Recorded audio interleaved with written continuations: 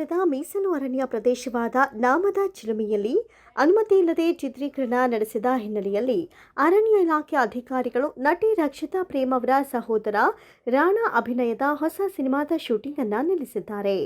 ಈ ಸಿನಿಮಾದ ನಿರ್ದೇಶಕ ತರುಣ್ ಕಿಶೋರ್ ಸುಧೀರ್ ಮತ್ತು ಅಟ್ಲಾಂಟಾ ನಾಗೇಂದ್ರ ಹಣ ಹಾಕುತ್ತಿದ್ದು ಇನ್ನೂ ಟೈಟಲ್ ಫಿಕ್ಸ್ ಆಗಿಲ್ಲ. ಈ ಹೆಸರಿನದ ಸಿನಿಮಾದ ಶೂಟಿಂಗ್ ಕಳೆದ 5 ದಿನಗಳಿಂದ ನಾಮದ ಚಿಲುಮೆಯಲ್ಲಿ ನಡೀತಾ ಇತ್ತು. ನಟಿ ರಕ್ಷಿತಾ ಪ್ರೇಮ್ ಅವರ ಸಹೋದರ ನಟ ರಾಣಾ ಸಿನಿಮಾದಲ್ಲಿ ಅಭಿನಯಿಸುತ್ತಿದ್ದಾರೆ. ಇದು ಅವರ 2ನೇ ಸಿನಿಮಾ. ಈ ಹಿಂದೆ ಏಕಲವ್ಯ ಸಿನಿಮಾದಲ್ಲಿ ಅವರು ನಟಿಸಿದ್ರು. ಸದ್ಯ ಈ ಹೊಸ ಸಿನಿಮಾದ ಚಿತ್ರೀಕರಣಕ್ಕೆ ಅನುಮತಿ ಇರಲಿಲ್ಲ.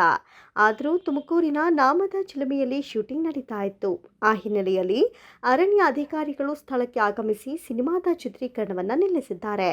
ಇನ್ನು ಶೂಟಿಂಗ್ ಕುರಿತಂತೆ ಮಾಹಿತಿ ಪಡೆದ ಅರಣ್ಯ ಇಲಾಖೆ ಎಸಿಎಫ್ ಪವಿತ್ರ ನೇತೃತ್ವದ ಸಿಬ್ಬಂದಿ ಚಿತ್ರೀಕರಣ ನಡೆಯುತ್ತಿದ್ದ ಸ್ಥಳಕ್ಕೆ ತೆರಳಿ ಚಿತ್ರೀಕರಣವನ್ನು ಬಂದ್ ಮಾಡಿಸಿ ಶೂಟಿಂಗ್ಗೆ ಬಳಸಿದ್ದ ಕೆಲ ವಸ್ತುಗಳನ್ನು ವಶಕ್ಕೆ ಪಡೆದುಕೊಂಡಿದ್ದಾರೆ.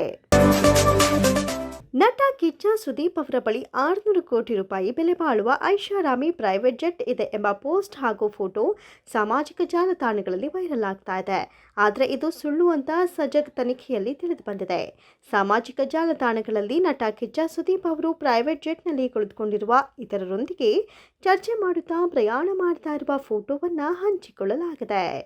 ಜೊತೆಗೆ ಪ್ರೈವೇಟ್ ಜೆಟ್ ಒಂದರ ಫೋಟೋವನ್ನು ಹಾಕಲಾಗಿದೆ. ಅಭಿಮಾನಿಗಳು ಲೈಕು, ಶೇರು, ಕಾಮೆಂಟ್ ಮಾಡ್ತಾ ಇದ್ದು ಇನ್ನು ಕೆಲವರು ಅನುಮಾನ ವ್ಯಕ್ತಪಡಿಸಿದ್ದಾರೆ. ಸುಳ್ಳು ಅಂತ ಕೂಡ ಹೇಳಿದ್ದಾರೆ. ಮೊದಲಿಗೆ ಸುದೀಪ್ ಬಳಿ 600 ಕೋಟಿ ರೂಪಾಯಿ ಪ್ರೈವೇಟ್ ಜೆಟ್ ಇದೆ ಎಂಬ photo post Kichcha Sudeep fans club ಎಂಬ ಫೇಸ್ಬುಕ್ ಪುಟದಲ್ಲಿ ಪೋಸ್ಟ್ ಆಗಿದೆ.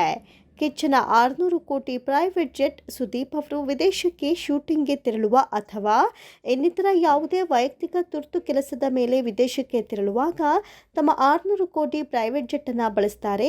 ಈ ವಿಮಾನದ ಪೈಲಟ್ಗೆ ತಿಂಗಳಿಗೆ 3 ಲಕ್ಷ ರೂಪಾಯಿ ಸಂಬಳ ಇದೆ ಅಂತ ಬರೆಯಲಾಗಿದೆ. ಜೊತೆಗೆ ಸ್ಯಾಂಡಲ್ವುಡ್ನ ಅತ್ಯಂತ ಶ್ರೀಮಂತ ನಟ ಅಂತ ಶೀರ್ಷಿಕೆಯನ್ನು ಹಾಕಲಾಗಿದೆ. ಫೇಸ್ಬುಕ್ ಮಾತ್ರವಲ್ಲದೆ ಯೂಟ್ಯೂಬ್ನ ಹಲವು ಚಾನೆಲ್ಗಳಲ್ಲಿಯೂ ವಿಡಿಯೋ, ಫೋಟೋ ವೈರಲ್ ಆಗಿದೆ.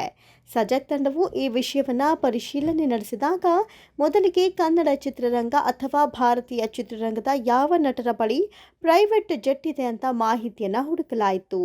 IMDb ವೆಬ್ಸೈಟ್ನಲ್ಲಿ ದಕ್ಷಿಣ ಭಾರತದ 9 ನಟರ ಬಳಿ ಕೋಟಿ ಬೆಲೆ ಬಾಳುವ ಪ್ರೈವೇಟ್ ಜೆಟ್ ಇದೆ ಎಂಬ ಲೇಖನ ಸಿಕ್ಕಿತು. ಇದರಲ್ಲಿ ನಟ ಸುದೀಪ್ ಅವರ ಹೆಸರಿಲ್ಲ. ಇನ್ನು ನಟ ಸುದೀಪ್ ಆಸ್ತಿ ಜೀವನದ ಬಗ್ಗೆ ಟೈಮ್ಸ್ ಆಫ್ ಇಂಡಿಯಾ ವರದಿ ಮಾಡಿದೆ. ಈ ವರದಿಯಲ್ಲಿ ನಟನ ಒಟ್ಟಾರೆ ಆಸ್ತಿ ಮೌಲ್ಯವೇ 125 ಕೋಟಿ ರೂಪಾಯಿ ಅಂತ ಉಲ್ಲೇಖಿಸಲಾಗಿದೆ. ಜೊತೆಗೆ ಅವರ ಬಳಿ ಪ್ರೈವೇಟ್ ಜೆಟ್ ಇಲ್ಲ ಅಂತಲೂ ವರದಿಯಾಗಿದೆ.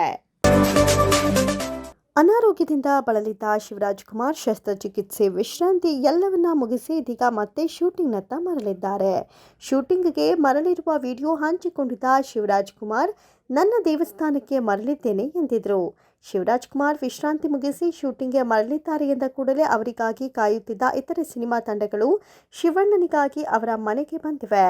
ಇದೀಗ ತೆಲುಗು ಸಿನಿಮಾ ತಂಡವೊಂದು ಶಿವಣ್ಣನ ಮನೆಯಲ್ಲಿಯೇ ಅವರ ಲುಕ್ ಟೆಸ್ಟ್ ಮಾಡಿದ್ದಾರೆ. ಶಿವರಾಜ್ಕುಮಾರ್ ಅವರು ಶಸ್ತ್ರಚಿಕಿತ್ಸೆಗಾಗಿ ಅಮೆರಿಕಕ್ಕೆ ತೆರಳುವ ಮುಂಚೆಯೇ ಅವರು ತೆಲುಗಿನ ರಾಮ್ ಚರಣ್ ನಟನೆಯ ಸಿನಿಮಾದಲ್ಲಿ ನಟಿಸಲಿದ್ದಾರೆ ಎಂಬ ಸುದ್ದಿ ಹರಿದಾಡಿತ್ತು. ಶಿವಣ್ಣ ಅಮೆರಿಕಕ್ಕೆ ತೆರಳುವ ಮುಂಚೆಯೇ ಸಿನಿಮಾದ ಶೂಟಿಂಗ್ ಸಹ ಆರಂಭವಾಗಿತ್ತು. ಆದರೆ ಶಿವಣ್ಣ ಅಮೆರಿಕಾಗೆ ತೆರಳಿದ್ರಿಂದ ಸಿನಿಮಾದ ಚಿತ್ರೀಕರಣದಲ್ಲಿ ಭಾಗಿಯಾಗಿರಲಿಲ್ಲ. ಚಿತ್ರತಂಡವು ಸಹ ಶಿವಣ್ಣ ಗುಣಮುಖರಾಗಲೆಂದು ಕಾಯುತ್ತಿತ್ತು. ಇದೀಗ ಶಿವಣ್ಣ ಚಿತ್ರೀಕರಣಕ್ಕೆ ಮರಳಲು ಫಿಟ್ ಆದ ಬೆನ್ನಲ್ಲೇ ಶಿವಣ್ಣನ ಲುಕ್ ಟೆಸ್ಟ್ ಮಾಡಲಾಗಿದೆ.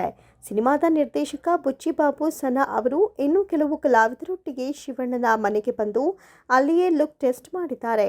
ಶಿವಣ್ಣನಿಗೆ ಒಪ್ಪುವ ಲುಕ್ಕನ್ನು ಚೂಸ್ ಮಾಡಿ ಫೈನಲ್ ಸಹ ಮಾಡಿ ಹೋಗಿದ್ದಾರೆ.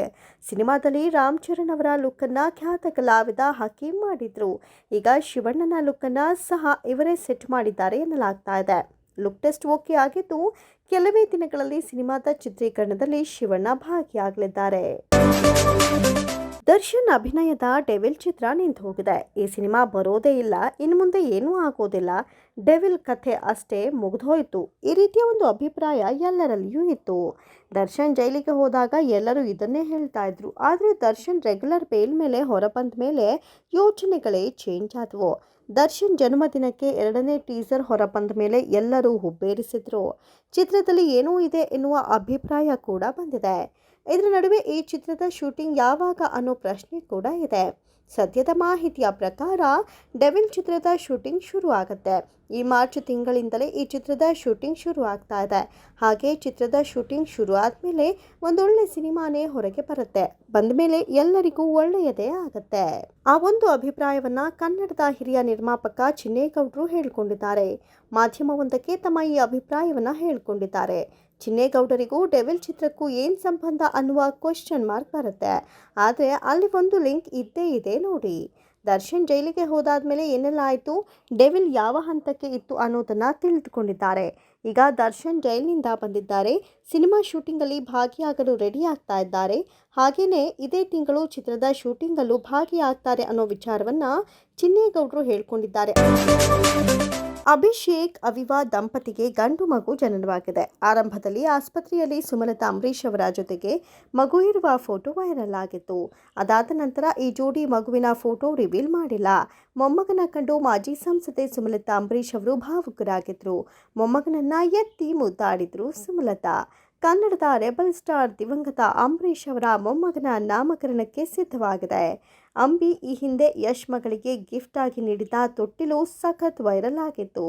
ತಮ್ಮ ಮೊಮ್ಮಕ್ಕಳಿಗೂ ಅದೇ ತೊಟ್ಟಿಲು ಬಳಸಬೇಕು ಅಂತ ಆಸೆ ಪಟ್ಟಿದ್ರಂತೆ ಅಂಬಿ.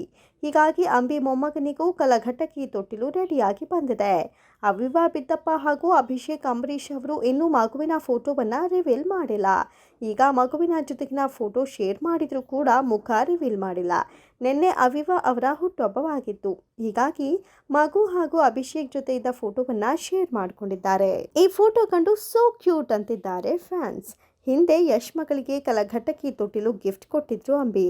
ಯಶ್ಗೆ ಅಂಬಿ ಕೊಟ್ಟಿದ್ದ ತೊಟ್ಟಿಲು ಈಗ ಅಭಿಷೇಕ್ ಮಗನಿಗೂ ಸಿಗ್ತಾ ಇದೆ. ಅಂಬಿ ಬದುಕಿದ್ದಾಗ ಮಗನಿಗೆ ಮಗುವಾದರೆ ಇದೇ ತೊಟ್ಟಿಲಲ್ಲಿ ಮಲಗಿಸುವಂತೆ ಹೇಳಿದ್ರು. ಅಂಬಿ ಆಸೆಯಂತೆ ಅಂಬಿ ಕೊಟ್ಟ ತೊಟ್ಟಿಲನ್ನು ಅಭಿ ಮಗನಿಗೆ ಉಡುಗೊರೆಯಾಗಿ ನೀಡ್ತಾ ಇದ್ದಾರೆ ಯಶ್. ಅಭಿ ಮಗನ ನಾಮಕರಣಕ್ಕೆ ಆ ಅವಿಸ್ಮರಣೀಯ ಉಡುಗೊರೆಯನ್ನ ನೀಡಿದ್ದಾರೆ ಯಶ್. ಮಾರ್ಚ್ 14ಕ್ಕೆ ಜೂನಿಯರ್ ಅಂಬರೀಶ್ ನಾಮಕರಣ ಇದ್ದು ತಾತ ಕೊಟ್ಟ ತೊಟ್ಟಿಲನ್ನ ಮೊಮ್ಮಗನಿಗೆ ಉಡುಗೊರೆಯಾಗಿ ನೀಡುತ್ತಿದ್ದಾರೆ ಯಶ್.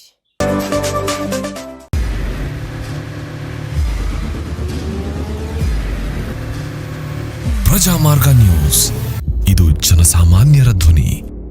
ನಮಸ್ಕಾರ. ನೀವು ನೋಡ್ತಾ ಇದ್ದೀರಾ ಪ್ರಜಾಮಾರ್ಗ ನ್ಯೂಸ್. ರಾಷ್ಟ್ರದ ರಾಜ್ಯದ ರಾಜಕೀಯದ ಬಗ್ಗೆ ಹೆಚ್ಚಿನ ಸಿನಿಮಾ ಅಪ್ಡೇಟ್ಗಳಿಗಾಗಿ ಫಸ್ಟ್ ಲೈಕ್ ಮಾಡಿ, ಸಬ್ಸ್ಕ್ರೈಬ್ ಆಗಿ, ಹಾಗೆ ಫಾಲೋ ಕೂಡ ಮಾಡಬೇಕು.